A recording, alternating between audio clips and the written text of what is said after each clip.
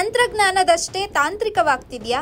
ಇತ್ತೀಚೆಗೆ ಎಲ್ಲಾ ಕಡೆ ತಂತ್ರಜ್ಞಾನ ಆವರಿಸಿಕೊಂಡಿದೆ. ಹಾಗೆಂದ ಮಾತ್ರಕ್ಕೆ ಮನುಷ್ಯನ ಮಾನವಿಕ ಗುಣವಾಗಿರುವ ಶಿಕ್ಷಣವು ತಂತ್ರಜ್ಞಾನದಿಂದ ಆಕ್ರಮಿಸಿಕೊಳ್ಳುತ್ತಾ? ಈಗಿನ ಮಕ್ಕಳು ಯುವಜನರನ್ನ ನೋಡುವುದಾದ್ರೆ ಅವರ ಲರ್ನಿಂಗ್ ಸ್ಕಿಲ್ಸ್ ಎಲ್ಲವೂ ಆನ್ಲೈನ್ ಆಗ್ಬಿಟ್ಟಿದೆ. ಅವರು ಕಲಿತಿರೋದು ಶಿಕ್ಷಣನ ಅಥವಾ ಟೆಕ್ನಿಕಲ್ ಆಸ್ಪೆಕ್ಟ್ಸ್ ಗಳ ಅನಿಸೋದು ಖಂಡಿತ. ಯಾಕೆಂದ್ರೆ ಮೆಕ್ಯಾನಿಕಲ್ ಆಗಿರೋ ಅವರು ಈಗ ಟ್ರೆಂಡ್ ಏನಿದೆ ಅನ್ನೋದನ್ನ ಆನ್ಲೈನ್ ಮೂಲಕ ಬ್ರೌಸ್ ಮಾಡಿ ಅಪ್ಡೇಟ್ ಆಗೋದಷ್ಟೇ ಅನ್ಕೊಂಡಿದ್ದಾರೆ. ಆಕ್ಟಿವ್ ಆಗಿರೋ ಹವ್ಯಾಸಗಳನ್ನ ಅವರು ಮರ್ತಿದ್ದಾರೆ. ಎಲ್ಲಿ ಹೋಗಿದೆ ಅವರ ಗಮನ ಅನ್ನೋದು ಈಗ ಚಿಂತಿಸಲೇಬೇಕಾದ ವಿಷಯ.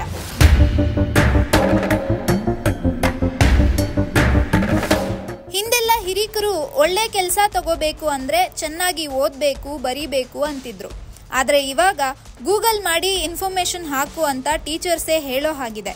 ಯಾಕಂದ್ರೆ ಅವರಿಗೂ ತಂತ್ರಜ್ಞಾನ ಹೆಲ್ಪ್ ಮಾಡಿದೆ. ಆದರೆ ಮಕ್ಕಳಿಗೆ ಕಲಿಯೋಕೆ ತಂತ್ರಜ್ಞಾನ ಸಹಕರಿಸ್ತಿದೆಯೋ ಅಥವಾ ಅದರ ಜಾಲದಲ್ಲಿ ಮುಳುಗಿಸ್ತಿದೆಯೋ ಅರ್ಥವಾಗ್ತಿಲ್ಲ. ಅವರು ಇಂಟರ್ನೆಟ್ ಕನೆಕ್ಟ್ ಮಾಡಿಕೊಂಡ್ರೆ ನೋಡೋದು ಕಾರ್ಟೂನ್, ಸಾಂಗ್ಸ್ ಬಿಟ್ರೆ ಗೇಮ್ಸ್ ಆಡ್ತಾರೆ. ಹೋಮ್ವರ್ಕ್ ಅಂತ ಬರೆದ್ರು ಅದನ್ನು ರೆಡಿಮೇಡ್ ಫೀಡಿಂಗ್ ಗ್ಯಾಡ್ಜೆಟ್ಸ್ ಪ್ರಯೋಜನ ಪಡೆದುಕೊಂಡು ಮಾಡಿರ್ತಾರೆ ಪೇರೆಂಟ್ಸ್ ಜೊತೆಗೆ.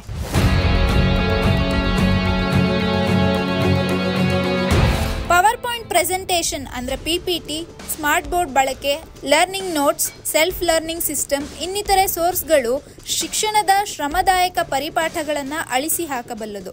ಈ ತರಹ ಜ್ಞಾನ ಕೌಶಲಗಳ ಮಿತಗೊಳಿಸಿದ ನಂತರದಲ್ಲಿ ಅಡ್ಡ ಪರಿಣಾಮವಾಗಿ ಶಾರ್ಟ್ಕಟ್ಗಳನ್ನು ಕಂಡುಕೊಂಡಾಗ ಅದೇ ರೂಢಿಯಾಗಿ ಮೆಕ್ಯಾನಿಕಲ್ ಮ್ಯಾನರಿಸಮ್ ಮಕ್ಕಳಲ್ಲಿ ಮೂಡುತ್ತೆ.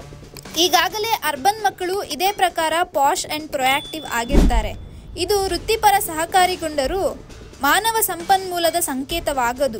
ಯಾಕೆಂದರೆ ಅಲ್ಲಿ ವಿಚಾರಧಾರೆಗೆ ಹರಿವಿಲ್ಲ. ಯಾಂತ್ರಿಕವಾಗಿ ಸಿದ್ಧಗೊಂಡ ಮಾದರಿಯಾಗಿರುವುದೇ ಹೊರತು ಕ್ರಿಯಾಶೀಲತೆಯ ಅಂತಸತ್ವವಿರುವುದಿಲ್ಲ.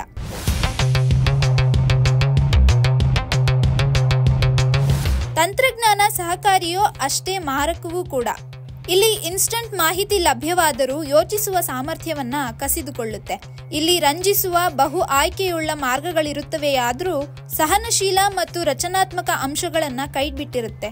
ಬೌದ್ಧಿಕ ಚಿಂತನೆಗೆ ಹಚ್ಚದೆ ಬಾಹ್ಯ ಜಗತ್ತಿನ ಮಾಹಿತಿಗಿಳಿಯದೆ ಸಂಶೋಧಿಸುವ, ಪ್ರಶ್ನಿಸುವ ಜಾಡನ್ನ ಅಲ್ಲಗೆಳೆಯುತ್ತದೆ. ತನ್ನದೇ ಸ್ವತಂತ್ರ ನಿಯೋಜನೆಗಳನ್ನ ನೀಡುತ್ತೆ. ಇದರಿಂದ ಮಕ್ಕಳು ಮುಂದಾಲೋಚಿಸದೆ, ಸ್ವಯಂ ಪ್ರಯತ್ನಿಸದೆ ರಿಜಿಡ್ ಆಗ್ತಾರೆ. ಇದಕ್ಕೆ ಉದಾಹರಣೆಯಾಗಿ ಮಕ್ಕಳು ಪರೀಕ್ಷೆಗಳಲ್ಲಿ ಉತ್ತರಿಸುವಾಗ ಸ್ಲೈಡ್ಗಳಲ್ಲಿ ಮಾಡಿಟ್ಟ ಕೀ ಪಾಯಿಂಟ್ಸ್ಗಳನ್ನೇ ಉರುಹೊಡೆದು ಕಡಿಮೆ ಅಂಕಗಳನ್ನು ಪಡೆಯುವುದು ಎಲ್ಲರಿಗೂ ಗೊತ್ತಿದೆ. ಇದಲ್ಲದೆ ಶಾರೀರಿಕವಾಗಿ ಅವರು ಹೆಚ್ಚು ಆನ್ಲೈನ್ ಗ್ಯಾಡ್ಜೆಟ್ಸ್ಗಳಿಗೆ ಅವಲಂಬಿತವಾಗಿ ಸೀಮಿತ ಪ್ರಯತ್ನಗಳನ್ನಷ್ಟೇ ಮಾಡ್ತಾರೆ. ಹೀಗಾಗಿ ಅವರ ಶಿಕ್ಷಣದಲ್ಲಿ ರುಟೀನ್ ಪರಿವರ್ತನೆ ಆಗೋಲ್ಲ.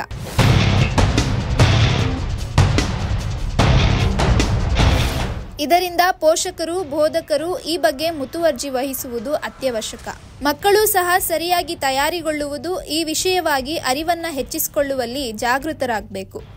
ಒಂದರ್ಥದಲ್ಲಿ ಈಗಿರುವ ಸನ್ನಿವೇಶದಲ್ಲಿ ನಾವು ತಂತ್ರಜ್ಞಾನವನ್ನ ಸಂಪೂರ್ಣವಾಗಿ ನಿರ್ಲಕ್ಷಿಸಲಾಗದು ಮತ್ತು ಶಿಕ್ಷಣದ ಪರಿಕಲ್ಪನೆಯನ್ನು ರೂಪಾಂತರಿಸಲೂ ಆಗದು. ಏಕೆಂದರೆ ಇವೆರಡರ ಅವಶ್ಯಕತೆ ಮಕ್ಕಳಿಗೆ ಸಕಾರಾತ್ಮಕವಾಗಿದೆ. ಅವರ ಶೈಕ್ಷಣಿಕ ಬೆಳವಣಿಗೆಗೆ ಅನುಕೂಲವಾಗುವಂತೆ ತುಲನಾತ್ಮಕ ಅಂಶಗಳನ್ನು ಬಿತ್ತರಿಸುವುದು ಅನಿವಾರ್ಯ. ಹೀಗಾಗಿ ಎಚ್ಚೆತ್ತು ಉಪಕ್ರಮಗಳನ್ನು ಅನುಸರಿಸುವುದು ಪ್ರಯೋಗಾತ್ಮಕ ಜವಾಬ್ದಾರಿಯಾಗಿದೆ. ಇದಾಗಿತ್ತು ಇವತ್ತಿನ ವಿಶೇಷ. ನೋಡ್ತಾ ಇರಿ ಇನ್ಸೈಟ್ ರಶ್ ನ್ಯೂಸ್.